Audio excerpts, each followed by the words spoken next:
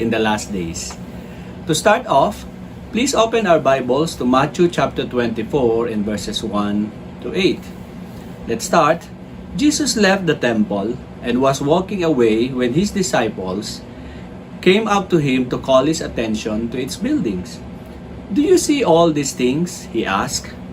"Truly I tell you, not one stone here will be left on another. Everyone will be thrown down." And as Jesus was sitting on the Mount of Olives, the disciples came to him privately. "Tell us," they said, "when will this happen?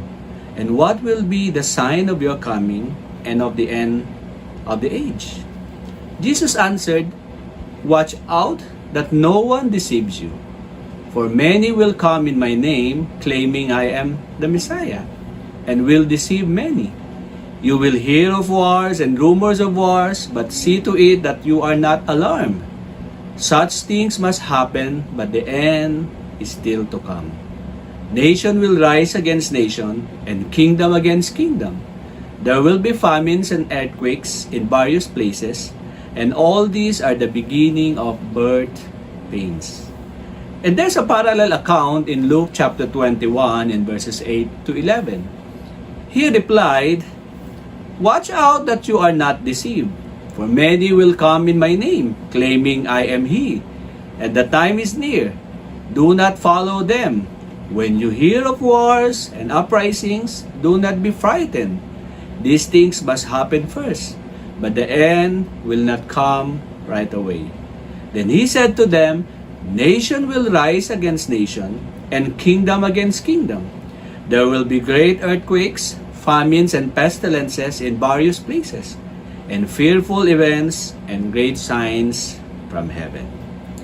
Here we can find that Jesus is talking of at least three timelines. The first is the destruction of the temple, which happened in 70 AD during the time of General Titus. And the second is the signs of his coming, which is also referred to in the Bible as the last days, time which started during the first advent of Christ. And the third is the end of the age, an event in the future referred to in the Bible as the day of the Lord. Jesus enumerated events that will happen which started during his first advent and up to the time prior to his second coming. And we all know that these events are happening right now, for we are living in the last days. But he warned, all these are the beginning of birth pains, and these things must happen first, but the end will not come right away. We know that there will be religious deceptions, that there will be wars and rumors of wars. We know that there will be nations against nations, kingdoms against kingdoms, earthquakes, super typhoons, tsunamis, pestilences, diseases, famines, droughts, and deaths. We know these things are happening since Christ ascended to heaven. All of Christ's believers and followers, we all know these things will happen. But in our time today, we must admit, we were all surprised and have not even thought that in our lifetime or in our generation, that a global pandemic will occur and that we will experience it.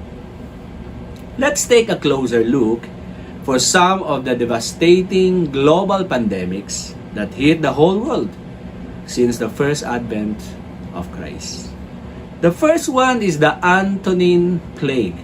It happened in 165 to 180 AD.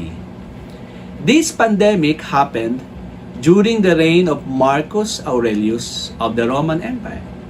The disease, which believed to be a strain of smallpox, killed about 5 million people, and it was brought by the returning soldiers after the battle in Parthia. The pandemic brought a massive toll on the economy. wiping out even the government and the military officials. This plague weakened the Roman Empire and contributed to its fall in the 5th century. Afterwards, it also changed the spiritual leanings of the people towards Christianity. The second is the Black Death, which happened in 1345 to 1353. This is one of the most devastating pandemics in history. It was called the Great Bubonic Plague or the Black Death in the mid-1300s. The plague started from one of the busiest trading nations during that time.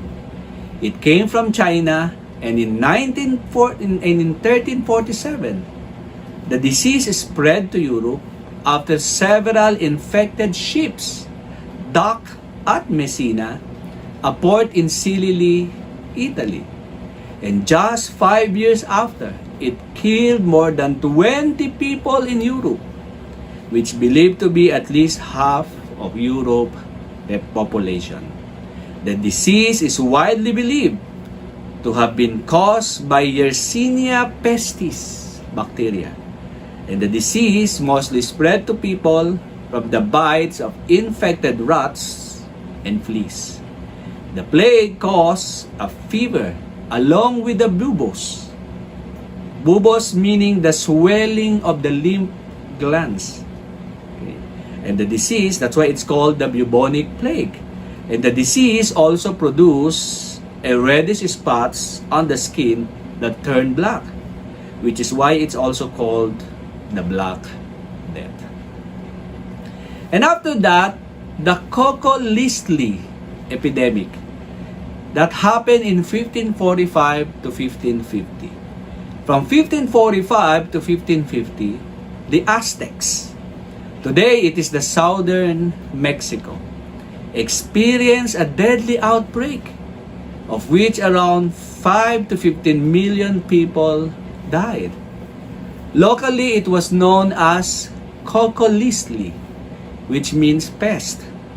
A study suggests the outbreak could have been caused by a deadly form of Salmonella, the Salmonella enterica, subset Paratyphi to be exact. And the strain is a bacterial infection that causes a type of enteric fever nearly identical to typhoid fever. And victims experience fever, vomiting, and likely a rash. And next is the Spanish flu, which happened in 1918 to 1920. Also known as La Grippe. It is the deadliest flu pandemic in history. It started in 1918 and infected about 1/3 of the world's population, or approximately 500 million people. Although estimates vary, it is believed that the flu killed more people than the First World War, about 50 million people, including almost 700,000 Americans. The first wave of the influenza occurred in spring of 1918 and it was generally mild. The second wave was highly contagious and it hit the world with a vengeance. The Spanish flu was initially seen in Europe, the United States, and Asia before spreading across the globe. Victims of the influenza were dying within hours and days of developing symptoms. Targeted people ages 20 to 40. During that time, Spain was a neutral country coming from the First World War and did not put restriction in its broadcast about the flu. So people thought that the flu originated in Spain, and that's why it is called the Spanish flu. And next is the Asian flu in 1957 and in 1958. In the 20th century, after the Spanish flu, The second major influenza pandemic was the Asian flu of 1957. The outbreak was responsible for more than 1 million deaths. And at the beginning of the Asian flu pandemic, the virus spread throughout China and the surrounding countries like Hong Kong, and then it spreads to Singapore. And then months later, the flu had reached the United States and was widespread in the United Kingdom. And just 3 months into the 1958, the United States had estimated that nearly 70,000 deaths were linked to the Asian flu. A vaccine was eventually developed that helped contain the pandemic. These are just some of the global pandemics that hit the whole world, since Jesus prophesied these things will happen. The pandemics hit almost all parts of the world. Okay, is sparing no one. From Asia to Europe, from US to Mexico, and to the rest of the world. And most of these pandemics stayed for a minimum of 2 years and more, till treatments or vaccines came out or the disease naturally dissipated. And this is not to mention, not on the list that I have mentioned, which we have more of the list, one of the deadliest disease that the world has known and continuously taking people's lives. It started in 1981 until now, no known cure. It is the HIV or AIDS, or the acquired immune deficiency syndrome. AIDS already claimed millions of deaths since June of 1981, and 60% of infected people were from Africa. And now, we have experienced a spread of a virus, which we call the COVID-19, the coronavirus disease of 2019. And never we have ever imagined that we will experience it in our time. COVID-19 originated in China, in Wuhan City, the province of Hubei. The virus, which for now, as we have believed, originated from bats, transferred to pangolins, then to humans. And all other theories about the origin of COVID-19 are still to be proven and has to be supported by facts and evidences. Until such time, they will remain theories. As of last week, COVID statistics from Johns Hopkins University were as follows. Number 1, it already spread in over 185 countries worldwide. Almost all of the major continents of the whole world were already affected. Number 2, more than 5.2 million positive cases. And the top 3 countries are US, Brazil, and Russia. And number 3, almost 350,000 deaths. And the top 3 countries are US, UK, and Italy. And number 4, a mortality rate of 6.5%. And number 5, more than 2 million recoveries. The virus brought a devastating effect on global economies and a looming recession and depression that is unprecedented in human history. For now, many pharmaceutical companies are in rush to formulate, to test, and secure approval for the vaccine. And most of them are still in the pre-clinical stage. Only few, a handful, are in stages 1 and 2.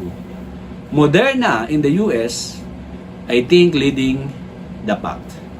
But as of this time, different treatments are being used for the patients to save lives and to stop the spread of the virus. At least 3 known drugs being used.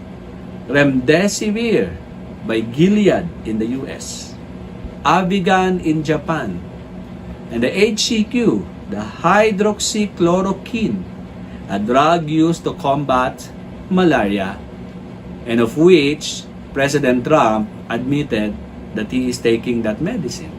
But it has, according to the reports, has an effect to our hearts. Okay.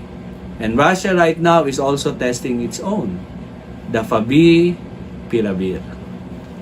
According to World Health Organization, COVID-19 will stay with us for a longer time and will continue to circulate like a normal flu. Even the vaccines will be approved and available.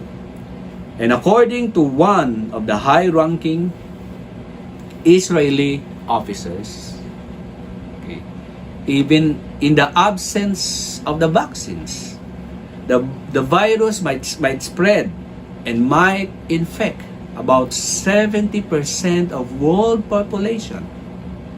And a large percent will be asymptomatic, and the mortality rate will be from 7 to 10%. For now, to combat the spread and to get ourselves out of infection, these measures are to be observed as part of the new norm of our daily lives. Number 1, social or physical distancing of about 1 to 3 meters. Number 2, wearing mask at all times. Okay. Hindi mask mask dito lang, hanggang dito lang. Okay. Number 3, washing our hands regularly. Okay. Number 4, taking care of our body with the proper hygiene. And number 5, boost the immune system. All these measures have all its origins from the Bible, as we discussed previously in our Bible study. And they are about quarantine, isolation, and proper hygiene. And we all know that the infection of this virus came from eating unclean meats, which is a clear violation of God's food laws. Brethren, today is the end of the 7th Sabbath, or the 7 full weeks from the wave ship offering, and tomorrow we will be celebrating the feast of the Pentecost. It is the 50th day from the wave ship offering. Pentecost is a celebration of God's first fruits. We, being the members of God's church, the body of Christ. In Leviticus chapter 23, in verses 9 to 14, we can read, this is the offering of the first fruits. The Lord said to Moses, "Speak to the Israelites and say to them, when you enter the land I am going to give you, and you reap its harvest, bring to the priest a sheaf of the first grain you harvest. He is to wave the sheaf before the Lord, so it will be accepted on your behalf.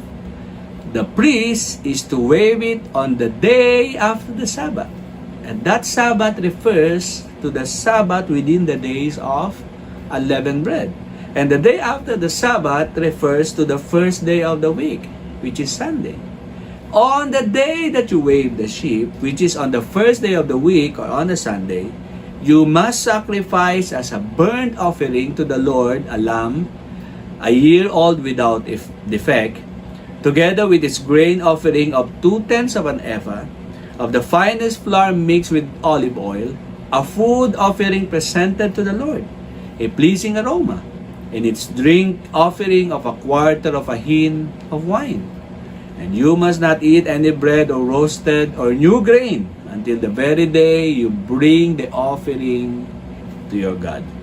This is to be a lasting ordinance for the generations to come, wherever you live. And we all know that this wave sheep offering represented the resurrected Jesus Christ.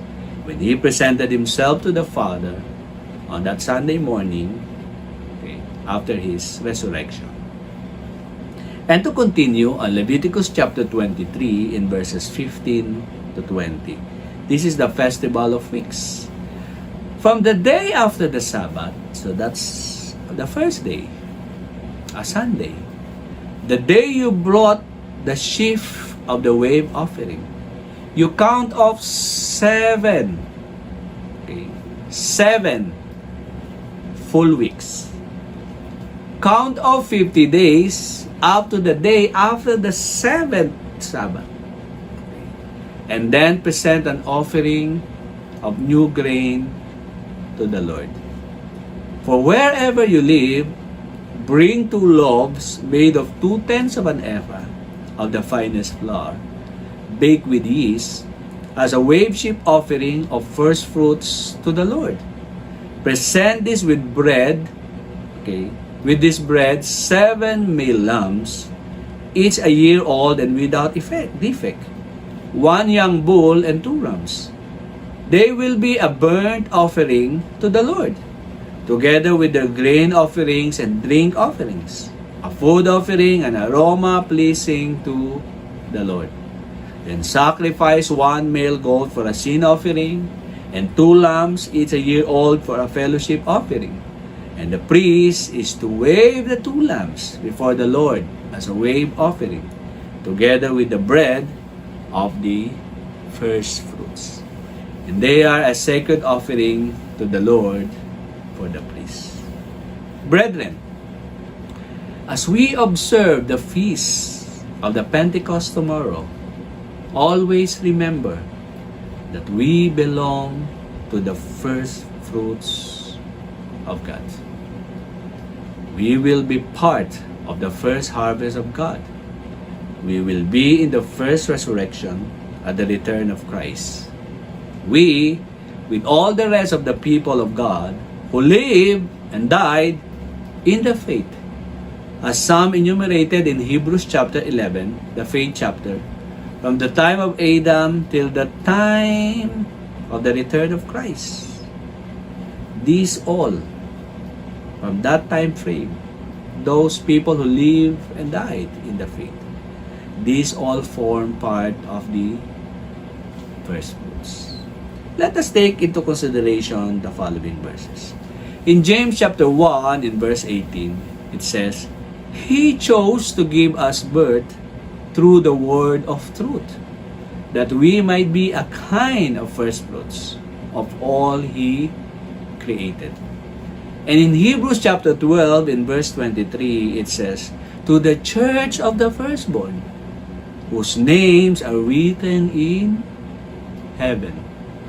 And in 1 Peter chapter 2, in verses 9 to 10, it says, But you are a chosen people, a royal priesthood, a holy nation, God's special possession, that you may declare the praises of Him who called you out of darkness into His wonderful light. Once you were not a people, but now you are the people of God. Once you had not received mercy, but now you have received mercy. Yes, we are a kind of a first fruits to God from all His creations. We belong to the church of the firstborn, and we are a chosen people of God, a royal priesthood, a holy nation. The first fruits have a unique characteristics compared to other seasonal harvests. The first fruits are considered staple foods. When you say staple, it means a chief commodity. A commodity for which the demand is constant. Because that is so important. Okay. And when you say staple, it is the sustaining or the principal element. Okay. And when you say the principal, it is the chief harvest. It is a substance. It is essential. In the ancient Israel, the first fruit harvests are the wheat, the barley, the oats, the grains, and the olives. And here in our country, it is the rice. It is a staple food. We, as God's first fruits, have these characteristics. We are the chief harvest of God. A principal element, a substance, an essential in God's master plan of salvation. Considering our roles today as God's first fruits and our roles in the future harvest of God. Yes, we are God's first fruits. And part of our being first fruits includes experiencing the most difficult testing of our faith. It is like that we are being harnessed, we are being trained, we are being tested to become the finest and the shining people of God. And that's why we are called the first fruits. And that's why we are also living in the last days. We are the important harvest of God. And we are no excuse in experiencing these things that will come to pass. In John chapter 20, in verses 27 to 29, this is the occasion that Jesus shown himself to Thomas, his disciple who doubted his resurrection to life. For Thomas, to see is to believe. Let's start in verse 27 of John chapter 20.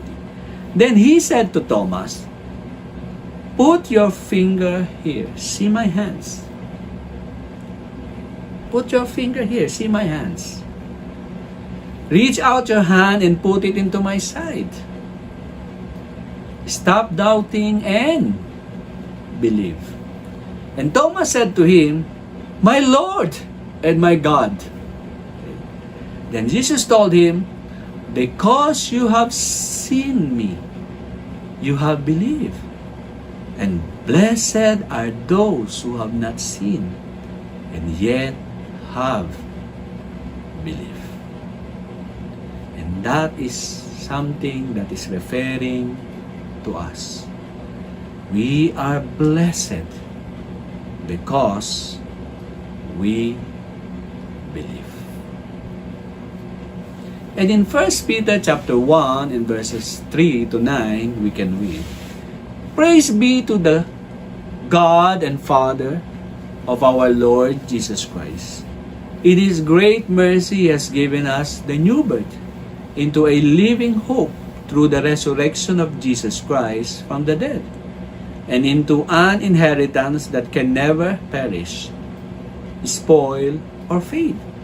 This inheritance is kept in heaven for you, who, through faith, are shielded by God's power until the coming of the salvation that is ready to be revealed in the last time. In all this you greatly rejoice, though now for a little while you might have had to suffer grief in all kinds of trials. And these have come so that the proven genuineness of your faith, of greater worth than gold, which perishes even though refined by fire, may result in praise, glory and honor when Jesus Christ is revealed. Though you have not seen Him, you love Him. And even though you do not see Him now, on this very day, we have not seen God. We have not seen Jesus Christ. And yet, you believe in Him and are filled with an inexpressible and glorious joy. For you are receiving the end result of your faith, the salvation of your souls. Yes, we are so blessed that despite we have not seen God and His Son, Jesus Christ, we believe them. And we believe in their teachings, and we believe in their plans for mankind. And because we believe, we are now part of the first fruits, first harvest. Now, in the midst of these happenings to us, since the beginning of this year, 2020, ang daming nangyari, di ba? Pagpasok pa lang ng taon. And that is as evidences of what Christ prophesied. As we can see, the Bible prophecies are marching, and it strengthened our faith. With all these things happening since the beginning of this year, I have 3 tips for all of us. Tips for the first fruits in the last days. First tip, be still and remain faithful in times of trouble. It is during these turbulent times that we should not forget the Lord, that we should remain faithful to Him. Moses wrote in Deuteronomy chapter 8, a perfect reminder that we should not forget the Lord in both times of good and bad, and that we need to be still and remain faithful. Moses reminded the Israelites of their struggles in the wilderness for 40 years, and that God had been good to them. Take note, that was 40 solid years in the wilderness. And yet, here we are on this pandemic, which started only last December, or maybe November, or maybe even October. We don't know. And will probably last for a couple of years to come. That's why we should remain faithful, and we should not forget the Lord. Deuteronomy chapter 8, let's start in verse 1. We will read the whole chapter. It's a very good chapter. It's a great reminder for all of us so that we will not forget the Lord. Be careful to follow every command I am giving you today, so that you may live and increase and may enter and possess the land the Lord promised on oath to your ancestors. Remember how the Lord your God led you all the way in the wilderness these 40 years to humble and to test you in order to know what was in your heart, whether or not you would keep His commands. He humbled you, causing you to hunger, and then feeding you with manna, which neither you nor your ancestors had known, to teach you that man does not live on bread alone, but on every word that comes from the mouth of the Lord. Your clothes did not wear out, and your feet did not swell during these 40 years. Know then in your heart that as a man disciplines his son, so the Lord your God disciplines you. Observe the commands of the Lord your God, walking in obedience to Him and revering Him. For the Lord your God is bringing you into a good land, a land with brooks, streams, and deep springs gushing out in the valleys and the hills, a land with wheat, barley, vines, and fig trees, pomegranates, olive oil, and honey, a land where bread will not be scarce, and you will lack nothing, a land where the rocks are iron, and you can dig copper out of the hills. And when you have eaten and you are satisfied, praise the Lord your God for the good land that He has given you. But be careful that you do not forget the Lord your God, failing to observe His commands, His laws and His decrees that I am giving you this day. Otherwise, when you eat and are satisfied, when you build the fine houses and you settle down, and when your herds and your flocks grow large, and your silver and gold increase, and all you have is multiplied, then your heart will become proud, and you will forget the Lord your God, who brought you out of Egypt, out of the land of slavery. He led you through the vast and the dreadful wilderness, that thirsty and waterless land, with its venomous snakes and scorpions. He brought you out of hard rock. He gave you manna to eat in the wilderness, something your ancestor had never known, to humble and test you, so that in the end, it might go well with you. You may say to yourself, my power and the strength of my hands have produced this wealth for me. But remember the Lord your God, for it is He who gives. It is He who gives you the ability to produce wealth, and so confirms His covenant, which He swore to your ancestors, as it is today. If you ever forget the Lord your God and follow other gods and worship and bow down to them, I testify against you today that you will surely be destroyed. Like the nations the Lord destroyed before you, so you will be destroyed for not obeying the Lord your God. This pandemic, God allowed to happen. God may be testing our hearts today. Moses wrote Deuteronomy chapter 8, a great reminder for the people of God that we should not forget God, but instead, we should remain faithful and listening. Second tip, cheer up and continue building godly character. In John chapter 16 in verse 33, we can read, these things I have spoken to you, this is Jesus Christ talking, that in me you may have peace.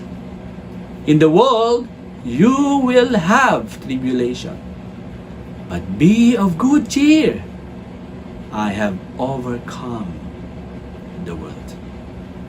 Yes, as Jesus Christ mentioned, we will have tribulations in this world. But Christ overcame. He said, be of good cheer. I have overcome the world. And Jesus is with us in this fight of overcoming.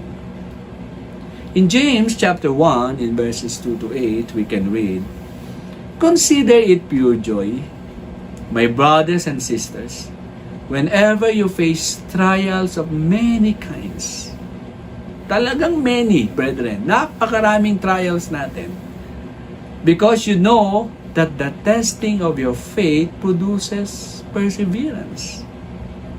And let perseverance finish its work so that you may be mature and complete, not lacking anything.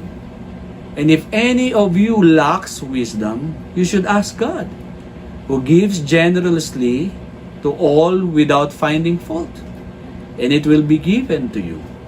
But when you ask, you must believe and no doubt, because the one who doubts is like a wave of the sea, blown and tossed by the wind.